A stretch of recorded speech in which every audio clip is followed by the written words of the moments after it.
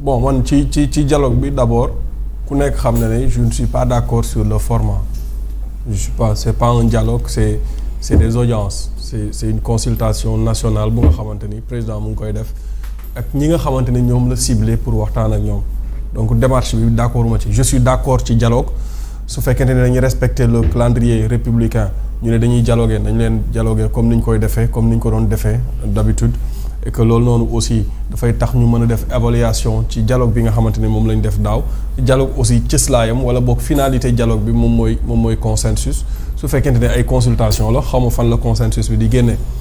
Par contre le premier ministre est en train de saboter il a été toujours comme ça dafa yàgg di saboter li nga xamante ni moom mooy les démarches du président de la République loolu nekkatul loo xamante ni lu ñu naatable la seetlu nañ depuis que le président est là ñoom ñaar président su génnee su waree su génnee bitim réew def ay rencontre wala ay signer ay affaires premier ministre il faut mu créer ay wax yoo xamante ni moom mooy nëbb li nga xamante ni moom le président di def saa bu ay coow amee pour mu indi ay contre-feu dina indi leneen il veut respecter li nga xamante ni moom mooy le règlement intérieur de l'Assemblée nationale c'est bien mais pourquoi choisir le jour où le président war a dialoguer ak ñi nga xamante ni ñoom ñooy l'opposition li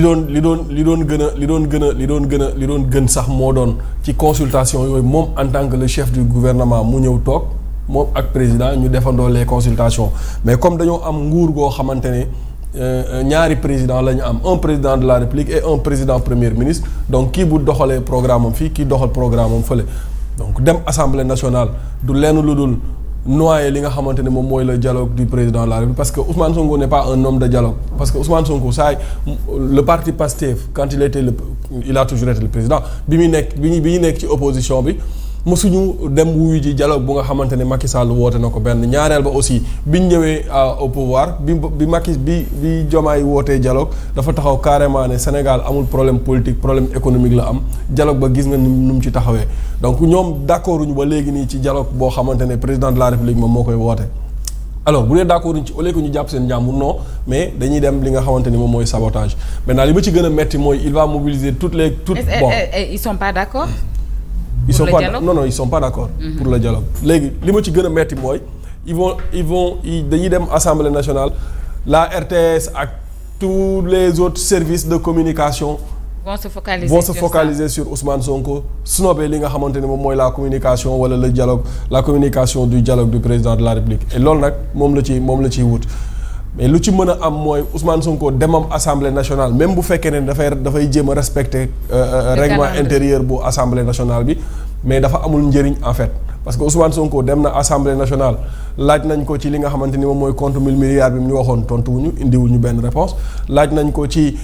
xaalisu ki li nga xamante ni moom mooy Bakel bi ba léegi indiwu ci réponse dem na Assemblée nationale joxe na li nga xamante ni moom mooy date ne 31 juillet xaw ma juin dinañu fusionner les kii nu mu tuddati les agences ba léegi loolu fu ras daal di xëdem Ousmane Sonko bu demee Assemblée nationale c'est pour créer contre-feu su demee lu muy wax il va wax fa loo xamante ne lu peut-être il est en train de préparer benn communication bu dal boo xamante ni dafay tax ñu fàtte l'affaire Ndiaga Seck dafay tax ñu fàtte li nga xamante ne moom mooy dialogue mais surtout l'affaire Ndiaga Seck. mais pourquoi ñu bëri tamit parce que boo xoolee les réactions sur différentes plateformes digitales les gens pensent que wala beaucoup d'entre eux dañu jàpp ni dafa bëgg a étouffer coowal Ndiaga Seck moo tax mu choisir aller à l'Assemblée ce vendredi là loolu aussi ban logique la am. man personnellement loolu laa gëm mais dans quel sens ci ban logique. Ousmane Sonko xaritu Ndiaga Seck la loolu kenn naatable wu ko. mais Ndiaga nee na Ousmane xamalu ko dara. loolu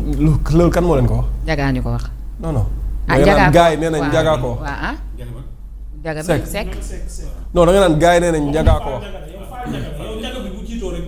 da nga naan gars yi nee nañ enquêteurs yi wax ko presse bi relayé ko. non da nga naan gars yi nee nañ Ndiaga ko wax pour Ousmane Sonko lan lay wut ci audition wu Ndiaga Seck. kan moo posé question bi le juge d'instruction lu tax mu laaj ko diggante moom Ousmane Sonko xanaa dafa soupçonné Ousmane Sonko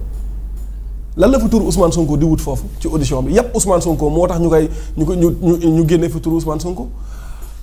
gars yi dañu bëgg a jox élément de langage waa Pastef pour dalal seen xel mais xamuñ ne ñu ngi enfoncé Ousmane Sonko le juge d'instruction déjà moom du dugg dans le fond du dossier dafay ñëw notifier la doomi diw nangam lii lañ lay toppee ak lii mettre la sous mandat de dépôt nga dem pourquoi mu ne laaj sa diggante ak ay nit yow la nga waroon enquêteurs yi bañ la dégloo dans le fond laaj nañ la nga jox leen 10 tours ñu jël sa téléphone mettre ko sous scellé parce que dañ koy exploiter fa la ñuy yem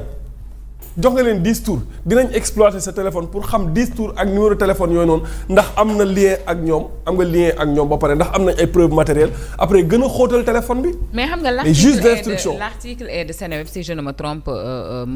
Ndiaga Mame Mor Cissé mi nga xamante ni de juillet et de février au mois de mai. waxuñu dara nag lu dañ ci li nga xamante ni mooy coowal Kër Massar ak yeneen yu ni mel kon aujourd'hui on par bonne foi danañu ko nangul ne xëy na la mu wax Ndiaga ko wax rek. yow non xaar waaw non je c'est-à-dire affaire kii bi sax moo tax mu siiw mais Mame Mor Cissé moom tout ce qui est enquête police. mais dama ne on était ensemble là-bas il a toujours été fiable par rapport à waaw loolu moom li mu ko jaralu ko benn doomu aadama. ma ne yow da nga ko gëm. non mënuma gëm yii yëpp man février ba. waaw loolu yow am nga ci droit mais man am naa droit bañ a gëm loolu. non yow yaa ngi woon assemblée sax. da ngay rattrapé démb Cissé démb non moom moo dugal non pourtant moom moo relancé foofu moom moo ma génne assemblée c'est dans la même logique de toute façon parce que on parle de tout ce qui tourne autour du li tax PM waxal ci sujet assemblée moom moo ma posé question bi. léegi yow gëm nga ko nangul naa la ko mais man liñ wax ne Ousmane loolu la Ndiaga wax ci Ousmane Sonko gëw ma ko. parce que gëw ma ne posé nañ ko question sur Ousmane Sonko pourquoi ñu koy posé question sur Ousmane Sonko mais ki ko posé question sur Ousmane Sonko dafa yàpp Ousmane Sonko moo tax mu koy posé question Ousmane Sonko yàpp ko képp la alors lu tax ñu bëgg ñoo gëmloo ne duñu jël image yu Ndiaga Seck takkale ko ak Ousmane Sonko ay xarit lañ non de 38 ans ils sont des amis waxuma ko Ndiaga Seck moom moo ko wax. jamais eu de démenti. oui waxuma ko Ndiaga Seck moo ko wax image yi ñuy jël muy ànd ak Ousmane Sonko ce ne sont pas des images fabriquées. ce sont des images yu am yoo xamante ne Ndiaga Seck moo ko génne sur la toile alors léegi où est le problème saa waay sa xarit bu nekkee c'est-à-dire sa xarit bu de 38 ans ou bien 39 ans ñu tudd ko ci yii daf la war a bett daf la war a metti da nga ko war a tirer d'affaire mooy maanaam fexeel ba attention bi nekk feneen moom mu régler ay mbiram. yow da nga jàpp ne looloo waral muy wuyu ji àjjuma. oui personnellement. damaa jàpp ne dafay nekk di créer contre-feu ci affaire Ndiaga Seck bi mais mbirum Ndiaga Seck bi c'est le scandale du siècle. te dara mënu koo fay. mais est-ce que Ahmed gënul woon ñu président mënoon na dem wuyu ji peut-être vendredi prochain bi ci topp entre autres en attendant certainement que yii fi am nii yëpp ndax saay bokk na surtout ci dialogue bi nga xamante ni le président mi ngi koy entamé le 21 wax nañu ba après la tabaski pourquoi il a choisi ce moment-là exactement pour dem jàkkaarloog ay députés. mais comme à l'accoutumée Ousmane à chaque fois que Bassirou Diomaye woote dara wala def dara fexe na ba def ci wet gi dara pour suul loolu comme ni la ko moom moo waxee moom moo def na rappel des faits bu am solo mais dama ko